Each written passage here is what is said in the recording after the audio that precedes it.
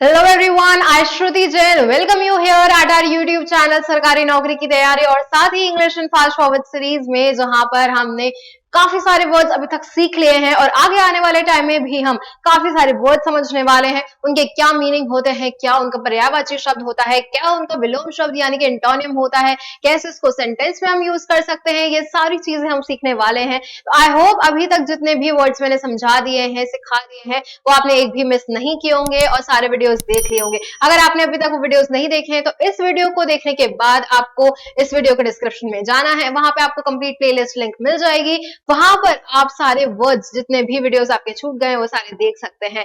तो इसलिए चैनल को भी सब्सक्राइब कर लीजिए ताकि जितने भी आगे नए वर्ड्स आते रहे आपको तुरंत नोटिफाई हो जाए। तो आज का जो वर्ड है वो मैं लेकर आई हूँ, वो है थंपिंग।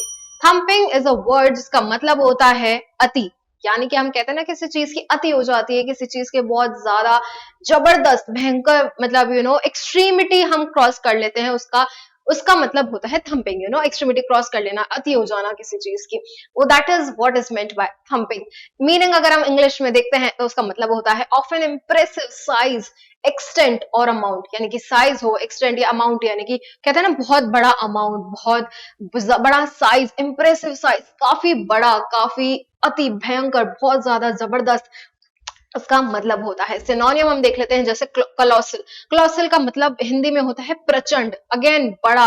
ये सारे सिमिलर मीनिंग वाले वर्ड्स हैं जिनका मीनिंग जो है सिमिलर होता है, यानी कि हम एक दूसरे वर्ड्स को किसी भी सेंटेंस में यूज कर सकते हैं।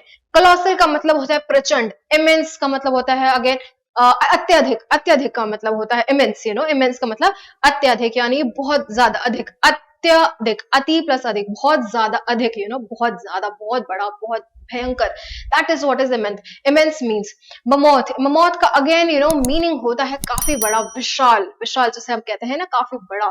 मॉन्यूमेंटल, मॉन्यूमेंटल हम कहते हैं ना मॉन्यूमेंटल बिल्डिंग। मॉन्यूमेंटल बिल्डिंग का क्या मतलब होता है? That means something which can be remember, मतलब स्मरणार्थ, और आई कैन से स्मरणीय, उसका मतलब होता है मॉन्यूमेंटल का मतलब, यानी कि बहुत बड़ी बिल्डिंग, काफी विशाल, ऊंचा, बहुत बड़ा। That is what is all meant by thumping and its synonyms, जो अभी हमने यहाँ सारे देखे, that is colossal, immense, mammoth and monumental. अब हम देख लेते हैं एंटोनियम, क्या उसका ऑपोजिट मीनिंग होता है, इसका उल्टा मीनिंग वाले जो वर्ड्स होते हैं वो हम देख लेते हैं। That is negligible. अब वो होगा बहुत बड़ा, एक होगी छोटी सी चीज नेग्लिजिबल, जिसको हम ऐसे नेग्लेक्ट कर सकते हैं, मतलब जो एकदम ध्यान में ही नहीं है, that is what is negligible. Second is little. Little is again छोटा, बहुत छोटा, लिटिल का मतलब होता है, that is in a word itself says infinitesimal, that is again means बहुत छोटा, काफी छोटा। एक होता है बड़ा, विशाल, एक होता है काफी छोटा। minute, this is not minute, that is minute, that is again what is meant by chota, small in size or in extent or as an amount. So that is what is the meaning of all these antonyms, यानी कि जो हमने देखा, that is your negligible, little, infinitesimal and minute, इसका मतलब होता है छोटा, कम, छोटा। And this is what we have seen, thumping and उसके एंटोनियम, इनके सिनोनियम। अब हम देख लेते हैं यूसेज, कैसे इसको हम सेंटेंस में यूज कर सकते हैं। But this year when precisely the same measure came up for a required second vote, it was defeated by a thumping margin of 157 to 39। 157 to 39, काफी बड़ा मार्जिन, उससे that person has won or that person has lost the voting. तो this is what is meant by thumping, यानी काफी बड़ा, अत्यधिक और अधिक मार्जिन से ये वोट और इलेक्शंस जीते गए हैं और हारे गए हैं।